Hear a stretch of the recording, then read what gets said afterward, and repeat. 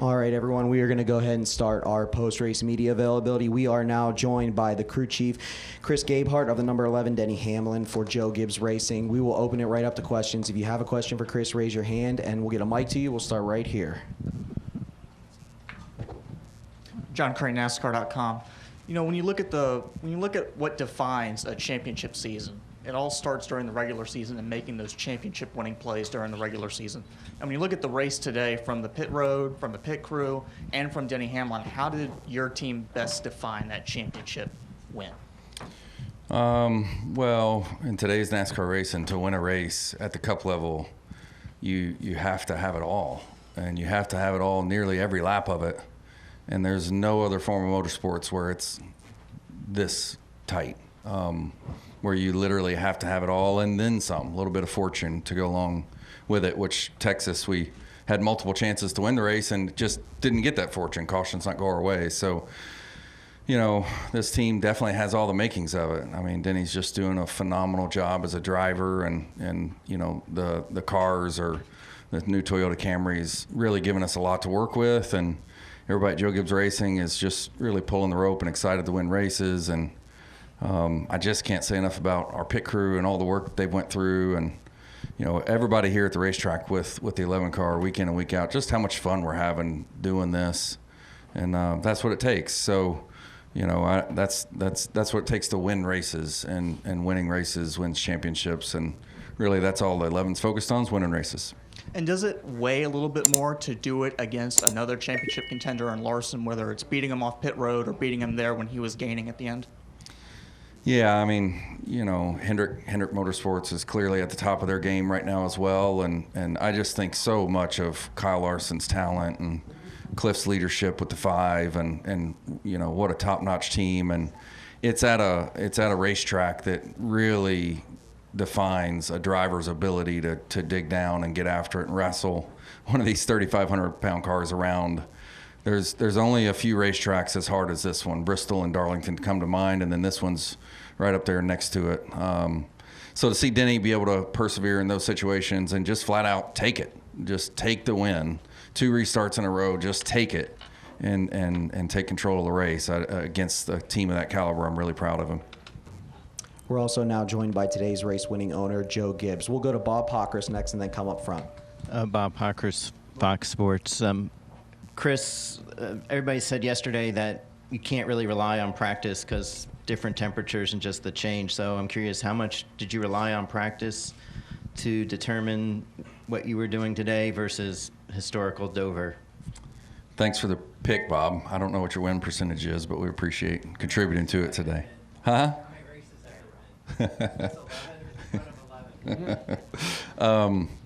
Yeah, every lap on the racetrack, you better be learning something. If you don't learn something, you're falling behind. The difficulty is discerning what it is that you're actually learning and how and when to apply it. But you better be learning something every lap. So anyone that thinks yesterday's practice was a throwaway, in my opinion, is just flat out wrong. Every lap you're on a racetrack, you better learn something. We'll go up front and then to Mark Garrow. Eddie Kalegi, Motorsports Today. Question for Coach Gibbs. Coach, obviously this season, it's been a back-and-forth battle between you guys and Hendrick Motorsports. Now, as an organization, 5 wins in 2024. How does it feel to get this one done in a head-to-head, per se, with Hendrick? And how does it feel to have all 4 cars right now battling and competing in 3 cars with wins already this year? Well, I think, first of all of us really respect Rick and Hendrick and all their teams over there. They've done a fantastic job. So to get head-to-head with them and us to come out on top, they've won, we've won, but it's a real battle there. But I'm really thrilled with where Denny is. And Chris, you know, he was talking about it. At this point in his career, for him to be after it the way he is, he's in there with Chris. He's in the simulator. He is, you know, improved at a couple of places where he felt like he was off. He took it upon himself in road racing. And so I got to tell you, in pro sports, it's hard to get it all together. But I think this team, the 11 team, with Chris's leadership, really right now, I feel so comfortable going to the racetrack, and that's hard to get. So just appreciate all of our guys. In this sport, we know it's all really different. You got to have 4 teams working together to solve the problems. Then when you get to the racetrack, it's everybody on their own trying to win it. I just appreciate all of our people, everybody back home. Appreciate Toyota. The other thing for us, that's Mavis on that car. And they're a new sponsor for us. And for us to be able to shake the hands we did, make the phone calls we did, it's just a huge deal for us in our sport. Every time we hang our banners there and we get our people together, I tell them how important that is, because we got a lot of people that depend on the sponsors. Our sport's unlike any other sport in that they were on that car today for 3 hours, 3.5 hours, and you don't get that in other sports. And so it's just really proud for all of us at our race team, and it's everybody pulling together. Go to Mark. Mark Garrow, PRN. This is both for Chris and Coach. With the way you have started the year, Hendrick has started the year, you're not leaving much oxygen at the top for everybody else. Do you see this season playing out? I mean, we're 11 races in now. It's no longer, kind of if what, it's a trend. You guys are both trending towards the top. All 4 teams are running well, both sides. Do you see this as a season-long thing right to the end? Yeah, for me, I think this is, like you talked about, we're 25% of the way in.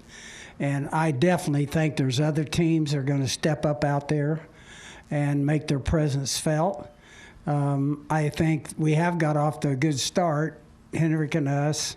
But now I think this is very competitive, and I think that's what we'll see as we go forward.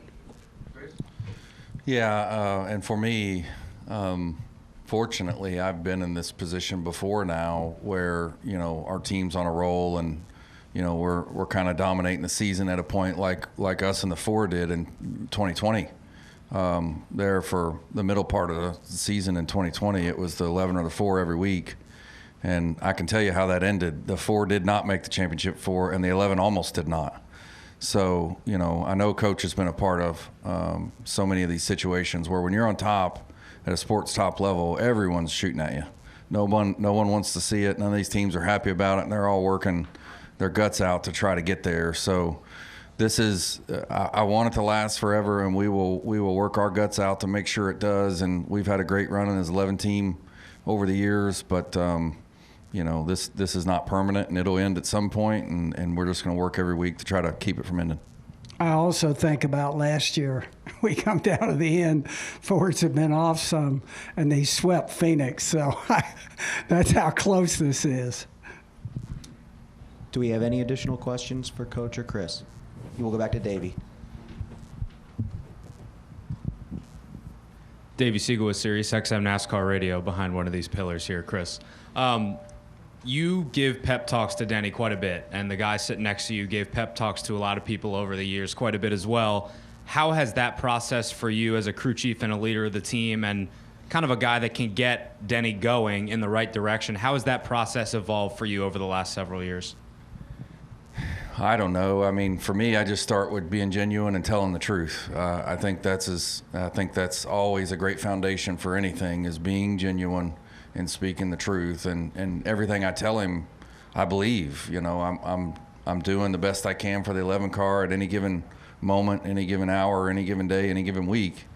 And you have to prove yourself to someone as decorated as Denny's career had been when I found him in 2019. But I think we've spent a lot of years together now, proving ourselves to each other, and I think he trusts that when I say something, I mean it, and I have the best of intentions in mind, and vice versa.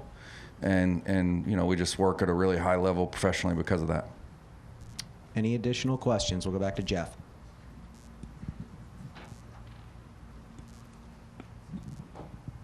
Air blocking becoming such a accepted tool that has to be in every driver's tool bag to go to the end of these races. Kyle Larson said that maybe one thing that would potentially help with that, if it needs to be helped, is getting rid of the mirrors that they can just see out of and defend so easily.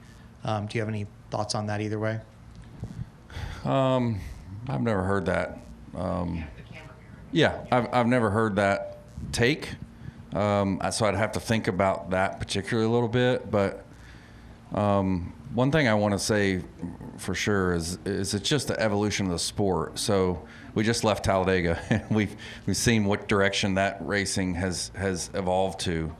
20 years ago, a Talladega race, I mean, we went through a phase where we were tandem drafting, and, way back when, you'd have 6 cars finish on the lead lap strung out all over the track. So the sport is evolving like any sport would, and aero blocking is no different. And aero blocking would have been just as effective 5 years ago. It was 10 years ago, 15 years ago. If the drivers had learned to perfect it back then the way they have now. So I don't entirely think it has anything to do with the vehicle being driven as it is the drivers driving them and their acute awareness of physics and how well it works when you take the guy's air behind you. So getting rid of tools would be interesting. I'll call the camera a tool. We've talked some about SMT data in different ways of trying to create disparity. So I'd have to give that some thought. But right now, these are the rules we play with, and I'm really proud of Denny for executing at a high level today.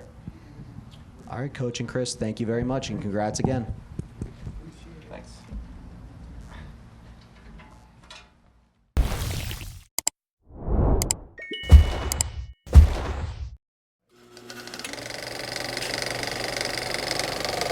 All right, there's the checkered flag. Great job, driver.